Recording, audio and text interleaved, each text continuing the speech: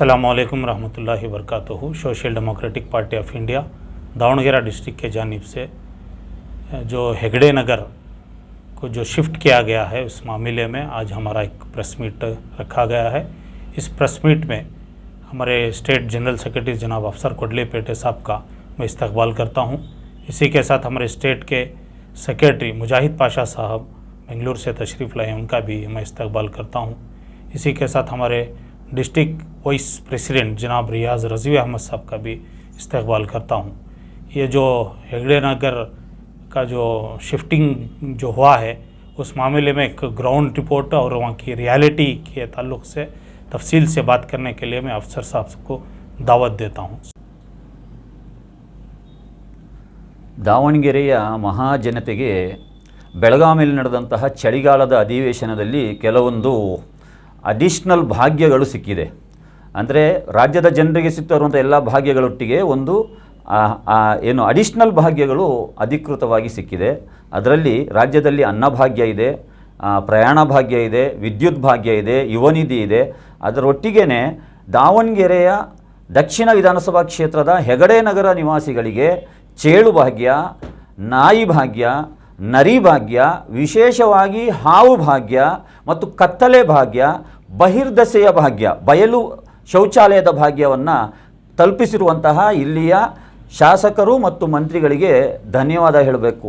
ಯಾಕಂತ ಹೇಳಿದ್ರೆ ಹೆಗಡೆ ನಗರದ ನಿವಾಸಿಗಳನ್ನು 450 ಕುಟುಂಬಗಳನ್ನು ಇವತ್ತು ವಾತಿ ಗ್ರಾಮ ಪಂಚಾಯತಿ ವ್ಯಾಪ್ತಿಯ ಒಂದು ಪ್ರದೇಶಕ್ಕೆ, ಬಯಲು ಪ್ರದೇಶಕ್ಕೆ ಇವರು ಸ್ಥಳಾಂತರ ಮಾಡಿದ್ದಾರೆ. ಅಲ್ಲಿ ನಾವು ನಿನ್ನೆಯಿಂದ ಅಲ್ಲಿ ಸತ್ಯಶೋಧನಾ ಒಂದು ವರದಿಯನ್ನು ಮಾಡಿದಾಗ ಫ್ಯಾಕ್ಟ್ ಫೌಂಡಿಂಗಿಗೆ ಆಗಿ ಹೋಗಬೇಕಾದ್ರೆ ಈಗಲೂ ನಾವು ಅಲ್ಲಿಂದ ಬರ್ತಾ ಇದ್ದೇವೆ. ಅಲ್ಲಿರುವಂಥ ಅವ್ಯವಸ್ಥೆಗಳು ಹೇಳಿ ತೀರಲಿಕ್ಕಿಲ್ಲ. ಅವ್ಯವಸ್ಥೆಗಳ ಆಗರ ಬಯಲು ಪ್ರದೇಶದಲ್ಲಿ ಹೋಗಿ ಕುಟುಂಬಗಳನ್ನು ಹಾಕಿದ್ದಾರೆ.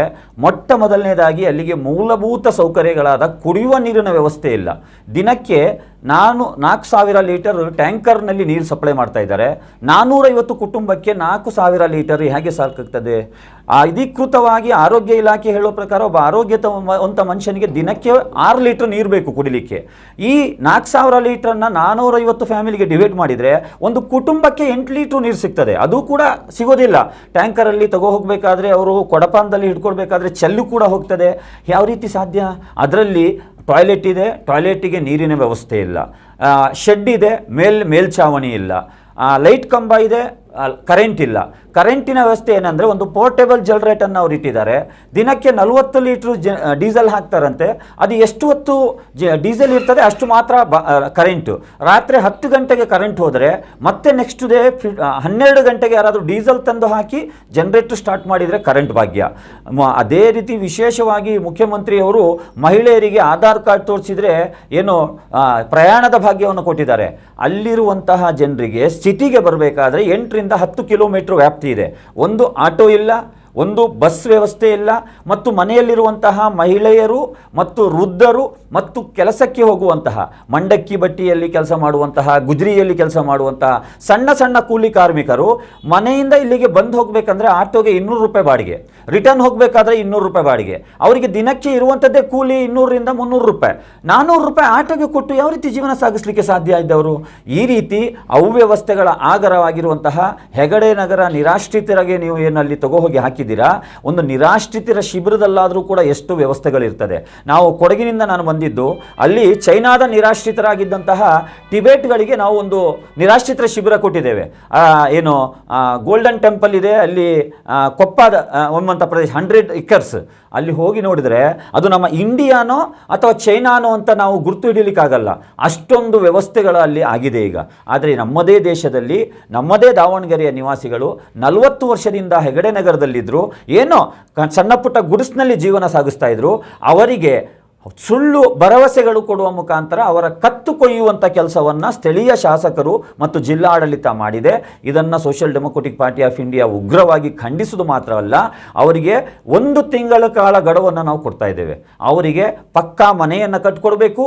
ಮೂಲಭೂತ ಸೌಕರ್ಯಗಳಾಗಿರುವಂತಹ ನೀರು, ರಸ್ತೆ, ಚರಂಡಿ, ಕರೆಂಟ್ ಇದನ್ನು ತಕ್ಷಣ ಪ್ರೊವೈಡ್ ಮಾಡಬೇಕು. ಮತ್ತು ವಿಶೇಷವಾಗಿ ಅಲ್ಲಿ ಹಾರ್ಟ್ ಪೇಷಂಟ್, ಪ್ಯಾರಾಲಿಸಿಸ್ ಆದಂತಹ ಪೇಷಂಟ್ ಇದ್ದಾರೆ, ಸಣ್ಣ ಸಣ್ಣ ಮಕ್ಕಳಿದ್ದಾರೆ, ಅವರಿಗೆ 1 ತಿಂಗಳವರೆಗೆ ನೀವು ಡ್ರಾಗ್ ಮಾಡ್ದಲೆ ವಿತಿನ್ ಎ 24 ಅವರ್ ಆರೋಗ್ಯ ಇಲಾಖೆಯಿಂದ ಒಂದು ಟೆಂಪ್ರರಿ ಪ್ರಾಥಮಿಕ ಆರೋಗ್ಯ ಕೇಂದ್ರವನ್ನು ತೆಗೆದು ಅವರ ಹೆಲ್ತ್ ಚೆಕಪ್ ಅನ್ನು ಮಾಡಬೇಕು.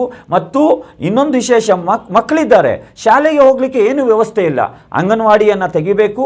ಮತ್ತು ಅಲ್ಲಿರುವಂತಹ ಜನರಿಗೆ ಬೇಕಾಗಿ ಅವರ ಕತ್ತಲೆಯ ಏನು ಸಂದರ್ಭದಲ್ಲಿ ಹಾವುಗಳು ಒಳಗೆ ನುಗ್ತಾ ಇದೆ. ನಾವು ವಿಸಿಟ್ ಮಾಡಿದಾಗ ಒಂದು ಹಾವು ಬಂತು, ಕೊಳಕು ಮಂಡಲ ಹಾವು. ಅಲ್ಲಿದ್ದಂಥ ನಮ್ಮ ಯುವಕರು ಅದನ್ನು ಹೊಡೆದು ನಾನು ಅದನ್ನು ತೆಗೆದು ತೋರಿಸಿದೆ. ಆ ಹಾವು ದಿನಕ್ಕೆ 10 ಹಾವು ಬರ್ತವಂತೆ. ಮನೆಯಲ್ಲಿ ಯಾರಾದರೂ ಗಂಡಸಿದ್ರೆ ಓಕೆ, ಹೆಂಗಸರಿದ್ದಾಗ ಬಂದರೆ ಏನು ಕತೆ? ಅಲ್ಲಿ ನೇಹಾ ಎಂಬುವಂಥ ಒಬ್ಬ ಮಹಿಳೆಗೆ ರಾತ್ರಿ ಹಾವು ಕಚ್ಚಿ ಇವತ್ತು ಹಾಸ್ಪಿಟ್ಲಲ್ಲಿದ್ದಾಳೆ. ಅಂದರೆ ಕೊಳಕು ಮಂಡಲ ಹಾವು ಕಚ್ಚಿರುವಂಥದ್ದು.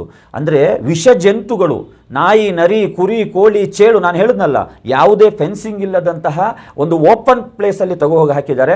ಇದನ್ನು ವ್ಯವಸ್ಥೆಯನ್ನು ಸರಿ ಮಾಡಿಕೊಡಬೇಕು. ನಾವು ಪಕ್ಷದ ವತಿಯಿಂದ ಆ ನಿರಾಶ್ರಿತರಿಗೆ ಬೇಕಾಗಿ ಮಾನ್ಯ ಮುಖ್ಯಮಂತ್ರಿಗಳಿಗೆ, ಮಾನ್ಯ ವಸತಿ ಸಚಿವರಾದ BZ ಜಮೀರ್ ಅಹಮದ್ ಖಾನ್ರವರಿಗೆ, ಜಿಲ್ಲಾಧಿಕಾರಿಗಳಿಗೆ ಮತ್ತು ಸ್ಥಳೀಯ ಶಾಸಕರು ಮತ್ತು ಜಿಲ್ಲಾ ಉಸ್ತುವಾರಿ ಮಂತ್ರಿಗಳಿಗೆ ರಿಪ್ರೆಸೆಂಟೇಷನ್ ಅನ್ನು ಕೊಡ್ತಾ ಇದ್ದೇವೆ, ಮನವಿ ಪತ್ರವನ್ನು ನಾವು ಕೊಡ್ತಾ ಇದ್ದೇವೆ. ನಾವು ನಿರಾಶ್ರಿತರ ಪರವಾಗಿ 1 ತಿಂಗಳ ಕಾಲಾವಕಾಶ ನಿಮಗೆ ಕೊಡ್ತಾ ಇದ್ದೇವೆ. ಒಂದು ವೇಳೆ 1 ತಿಂಗಳ ಒಳಗಾಗಿ ಅವರಿಗೆ ನೀವು ಪರ್ಮನೆಂಟ್ ಒಂದು ವ್ಯವಸ್ಥೆ ಮಾಡಿಕೊಡಲಿಲ್ಲ ಅಂತ ಹೇಳಿದ್ರೆ, ಒಂದು ಪಕ್ಕಾ ಮನೆ ಕೊಟ್ಟು ಮೂಲಭೂತ ಸೌಕರ್ಯಗಳನ್ನು ಕೊಡಲಿಲ್ಲ ಅಂದರೆ ಬೃಹತ್ ಮಟ್ಟದ ಹೋರಾಟವನ್ನು ಸಂಘಟಿಸಬೇಕಾಗುತ್ತೆ ಎಂಬಂಥ ಎಚ್ಚರಿಕೆಯನ್ನು ಕೂಡ ನಾವು ಕೊಡ್ತಾ ಇದ್ದೇವೆ. ಇನ್ನೊಂದು ನಮಗೆ ಅಲ್ಲಿ ಆತಂಕ ಮತ್ತು ಸಂಶಯ ಇರುವಂಥದ್ದು, ಯಾಕೆ ಇವರನ್ನು ಸ್ಥಳಾಂತರ ಮಾಡಿದ್ದಾರೆ? ಮೊದಲು ಇವರು 49 ಸರ್ವೆ ನಂಬರ್ ತೋರಿಸಿದ್ರು ಇವರಿಗೆ. ಅಲ್ಲಿ ಸುಸಜ್ಜಿತವಾದಂಥ ಲೇಔಟ್ ಇತ್ತು, ರಸ್ತೆ ಇತ್ತು, ಕರೆಂಟ್ ಇತ್ತು, ನೀರಿನ ಸಂಪರ್ಕ ಇತ್ತು. ಅದನ್ನು ಅವರಿಗೆ ಕೊಡಲಿಲ್ಲ. ತೋರಿಸಿದ್ದು ಆ ಪ್ಲೇಸ್. ನಂತರ 50 ತೋರಿಸಿದ್ರು ಸರ್ವೆ ನಂಬರ್, ಅದನ್ನು ಕೊಡಲಿಲ್ಲ.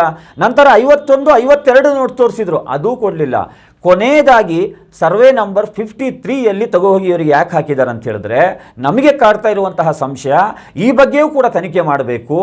ಶಾಮನೂರು ಶಿವಶಂಕರಪ್ಪನವರ ಮಗನಿಗೆ ನ್ಯೂ ಇಯರ್ ಗಿಫ್ಟ್ ಏನಾದರೂ ಶಾಮನೂರು ಶಿವಶಂಕರಪ್ಪನವರು ಕೊಟ್ಟಿದ್ದಾರಾ 2024ಗೆ? ಏನು ಗಿಫ್ಟ್ ಅಂತ ಹೇಳಿದ್ರೆ, ಶಾಮನೂರು ಶಿವಶಂಕರಪ್ಪನವರು ಗೆಲ್ತಾ ಬರ್ತಾ ಇದ್ದಾರೆ ಕಂಟಿನ್ಯೂಸ್ ಬಿಡಿ, ಮೈನಾರಿಟೀಸ್ ಓಟನ್ನು ಪಡೆದು ಗೆಲ್ದು ಬರ್ತಾ ಇದ್ದಾರೆ.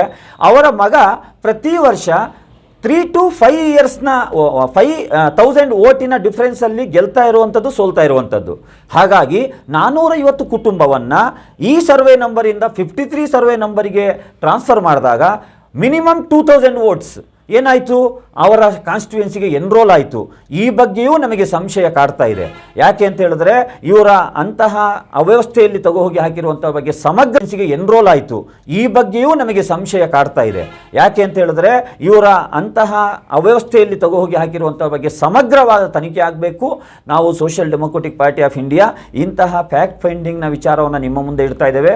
ಮೊದಲನೇದಾಗಿ 40 ವರ್ಷದಿಂದ ಇವರು ವಾಸ ಇದ್ದರು, ಇವರಿಗೆ ತೋರಿಸಿದಂತಹ ಪ್ಲೇಸೇ ಬೇರೆ, ಹೋಗಿ ಅವರಿಗೆ ನಿರಾಶ್ರಿತರ ಶಿಬಿರದ ಹಾಗೆ ಕೊಟ್ಟಿರುವಂತಹ ಪ್ಲೇಸೇ ಬೇರೆ. ಮತ್ತು ಅಲ್ಲಿರುವಂತಹ ಮಹಿಳೆಯರು, ಮಕ್ಕಳು, ವೃದ್ಧರಿಗೆ ಕುಡಿಯುವ ನೀರಿನ ವ್ಯವಸ್ಥೆ ಕೂಡ ಇಲ್ಲ, ಕರೆಂಟ್ ಇಲ್ಲ, ನಲ್ಲಿ ರಸ್ತೆ ವ್ಯವಸ್ಥೆ ಇಲ್ಲ, ಮೇಲ್ಛಾವಣಿ ಇಲ್ಲ. ಮತ್ತು ಅಲ್ಲಿರುವಂಥವರಿಗೆ ಹಾವು ಕಚ್ಚಿ ಈಗಾಗಲೇ ಒಬ್ಬರು ಹಾಸ್ಪಿಟ್ಲಲ್ಲಿ ಅಡ್ಮಿಟ್ ಆಗಿದ್ದಾರೆ. ಮತ್ತು ಅಲ್ಲಿರುವಂತಹ ಜನರಿಗೆ ಬರಲಿಕ್ಕೆ ಹೋಗಲಿಕ್ಕೆ ಸಾರಿಗೆ ವ್ಯವಸ್ಥೆ ಇಲ್ಲ. ಇವತ್ತು ಆಧಾರ್ ಕಾರ್ಡ್ ತೋರಿಸಿದರೆ ರಾಜ್ಯದ ಯಾವುದೇ ಪ್ರದೇಶಕ್ಕೂ ಫ್ರೀ ಅಂತ ಮಹಿಳೆಯರಿಗೆ ನೀವು ಭಾಗ್ಯವನ್ನು ಕೊಟ್ಟಿದ್ದೀರಾ. ಕನಿಷ್ಠ 1-2 ಸರ್ಕಾರಿ ಸಿಟಿ ಬಸ್ಸನ್ನು ಅಲ್ಲಿಗೆ ಕೊಡಿ. ನೀವು ಅಲ್ಲಿರುವಂಥ ಜನರಿಗೆ ಬಂದು ಹೋಗಲಿಕ್ಕೆ ವ್ಯವಸ್ಥೆ ಮಾಡಿಕೊಡಿ. ಇದನ್ನು ನಾವು ಆಗ್ರಹವನ್ನು ಮಾಡ್ತಾ ಇದ್ದೇವೆ. Social Democratic Party of India social Democratic Party of India ಅಲ್ಲಿ ಫ್ಯಾಕ್ಟ್ ಫೌಂಡಿಂಗಲ್ಲಿ ನಮ್ಮ ಜಿಲ್ಲಾ ಪ್ರಧಾನ ಕಾರ್ಯದರ್ಶಿ ಅಶ್ಫಾಕು ಮತ್ತು ರಾಜ್ಯ ಕಾರ್ಯದರ್ಶಿ ನಮ್ಮ ಮುಜಾಹಿದ್ ಪಾಷಾ, ನಮ್ಮ ಜಿಲ್ಲಾ ಉಪಾಧ್ಯಕ್ಷರಾದ ರಜ್ವಿ ರಿಯಾಜ್ ಅಹಮದ್ ಅವರು ಹೋದಾಗ ಅಲ್ಲಿಯ ಮಹಿಳೆಯರು ನಮ್ಮ ಹತ್ರ ಅಳಲು ತೋಳ್ಕೊಂಡಿದೆ ಏನಂತ ಹೇಳಿದ್ರೆ, ನಾವು ಇವರಿಗೆ ಕೇಳ್ತಾ ಇರುವಂಥದ್ದು ವಿಧಾನಸೌಧ ನಮಗೆ ಬರೆದು ಕೊಡಿ ಅಂತ ಕೇಳ್ತಾ ಇಲ್ಲ, ನಮಗೆ ಇರಲಿಕ್ಕೆ ಒಂದು ಮನೆ ಕೊಡಿ ಅಂತ ಕೇಳ್ತಾ ಇದ್ದಾರೆ. ಆ ಪರಿಸ್ಥಿತಿ ಯಾವ ರೀತಿ ಇದೆ ಅಂದರೆ, 450 ಕುಟುಂಬಗಳಲ್ಲಿ ಒಂದು 30ರಿಂದ 40 ಕುಟುಂಬಗಳಿಗೆ ಒಂದು ರೋಹಿಂಗ್ಯಾ ನಿರಾಶ್ರಿತ ಶಿಬಿರ ಯಾವ ರೀತಿ ಇದೆ ಡೆಲ್ಲಿಯಲ್ಲಿ, ಆ ರೀತಿ ಒಂದೇ ಶೆಡ್ನಲ್ಲಿ ಹಾಕಿದ್ದಾರೆ. 30ರಿಂದ 40 ಕುಟುಂಬ, ಮಹಿಳೆಯರಿದ್ದಾರೆ, ಮಕ್ಕಳಿದ್ದಾರೆ, ವೃದ್ಧರಿದ್ದಾರೆ, ಒಂದೇ ಶೆಡ್ಡು, ಯಾವುದೇ ಫೆನ್ಸಿಂಗ್ ಕೂಡ. ಬೇರೆಯವರಿಗೆ ಸೈಟ್ ನಂಬರ್ ಕೊಟ್ಟಿದ್ದಾರೆ ಮತ್ತು ಶೆಡ್ ಕೊಟ್ಟಿದ್ದಾರೆ, ಕನಿಷ್ಠ ಇವರಿಗೆ ಅದು ಕೂಡ ಕೊಡಲಿಲ್ಲ. ಒಂದು 30ರಿಂದ 40 ಕುಟುಂಬ. ಏನನ್ನ ನೀವು ಸಂದೇಶವನ್ನು ಕೊಡ್ತಾ ಇದ್ದೀರಾ?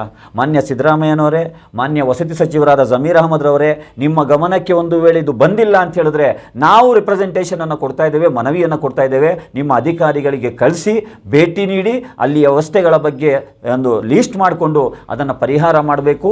ಮತ್ತು ದನ, ನಾಯಿ, ನರಿ, ಕುರಿ, ಕೋಳಿಗಳಿಗೂ ಕೂಡ ಸರ್ಕಾರ ವ್ಯವಸ್ಥೆ ಮಾಡಿಕೊಡ್ತಾ ಇದೆ. ಇವತ್ತು ದನಗಳಿಗೆ ಏನು ಹೇಳ್ತೇವೆ, ದೊಡ್ಡಿ ಅಂತ ಒಂದು ವ್ಯವಸ್ಥೆ ಇದೆ. ದೊಡ್ಡಿಯಲ್ಲಿ ಕನಿಷ್ಠ ಕುಡಿಲಿಕ್ಕೆ ನೀರಿರ್ತದೆ ಪಶುಗಳಿಗೆ, ಮತ್ತು ಫುಡ್ಡು, ಆಹಾರಕ್ಕೆ ವ್ಯವಸ್ಥೆ ಇರ್ತದೆ ಅಲ್ಲಿ ಅಲ್ವಾ, ಹುಲ್ಲಿರ್ತದೆ, ಏನಾದರೂ ಇರ್ತದೆ. ಅಲ್ಲಿರುವಂಥವರಿಗೆ ಕುಡಿಲಿಕ್ಕೆ ನೀರು ಕೂಡ ಇಲ್ಲ. ಅಂದರೆ ದನಗಳಿಗಿಂತ ಅವರಿಗೆ ಕಡೆಯ ಶೋಚನೀಯ ಪರಿಸ್ಥಿತಿಯಲ್ಲಿ ಬದುಕ್ತಾ ಇದ್ದಾರೆ. ಇದನ್ನು ಖಂಡಿತ ಮಾನವೀಯ ಹೃದಯ ಇರುವಂತಹ, ಮಾನವೀಯ ಕಳಕಳಿ ಇರುವಂತಹ ಜನರು ನಂಬಲಿಕ್ಕೆ ಒಪ್ಪಲಿಕ್ಕೆ ಸಾಧ್ಯನೇ ಇಲ್ಲ. ಇದನ್ನು ಉಗ್ರವಾಗಿ ನಾವು ಖಂಡಿಸ್ತೇವೆ. ತಕ್ಷಣ ಅಲ್ಲಿಗೆ ಅವರಿಗೆ ಬೇಕಾದಂಥ ಮೂಲಭೂತ ವ್ಯವಸ್ಥೆಗಳನ್ನು ಕಲ್ಪಿಸಿಕೊಡ್ಬೇಕಂತ ನಾವು ಈ ಸಂದರ್ಭದಲ್ಲಿ ಆಗ್ರಹವನ್ನು ಮಾಡ್ತೇವೆ. आज social Democratic Party of India के जानिब से हमारे प्रधान कार्यदर्शी बेंगलुरु से आपको आज हेगड़े नगर का जो मायना करे उसके बारे में तफसीरा से कन्नड़ा में उन्होंने बता चुके हैं। मैं बहुत कम वक्त लेते हुए उर्दू में इस बात को बताऊंगा। जहाँ तक हमारी उम्र 60 साल से भी ज़्यादा है, जब ये दावणगेरा उत्तर दक्षिण हुआ तब से आज तक शामनूर शिवशंकरप्पा को कंटिन्यू एमएलए बना लेगा रही, एक बार एमपी भी हुए उन्होंने, और उनके बेटे पहले बार एमएलए बाई इलेक्शन में जीते, मिनिस्टर हुए, फिर शंकरप्पा मिनिस्टर हुए। ये सब भी आप सबको मालूम है इस बात। इसके बावजूद ये 40-45 साल से ये हेगड़े नगर वो रिंग रोड पर था। वहाँ से भी अब्बो तब्बो का बोल को इन्होंने ना एक दूसरी जगह शिफ्ट करती हैं, वो रिंग रोड ओपन करने के वास्ते का बोल को बात चल ले कोई। तो आज है ना 2-4 जगह सर्वे नंबर इनको लड़ी लेवट दिखा को, उनको झूठ बोल को दूसरी जगह जहाँ खेत, जहाँ रोड बनाए नहीं, क्या भी करंट का एक नहीं, रातें रात छड्डा उखाड़ को ले जाकर उन्होंने डाले। कंटिन्यू 40-50 साल से क्या मुसलमाना शामनूर शिवशंकरप्पा के एक फैमिली को वोट देने का है, उसका भरपूर इनाम उन्होंने मुसलमानों को दिए। ये हमारे सबके सामने हमारा नतीजा सामने है। अब तफसीरा से हमारे को कितनी तकलीफ हो रही, क्या वहाँ लोग जाको बसें, वो क्या वहाँ मुसीबतों का सामना करने का हमारे सेक्रेटरी साहब कन्नड़ा में तफसीरा से बता चुके हैं। अब ज़्यादा बोलने की ज़रूरत नहीं, मैं अपनी बातों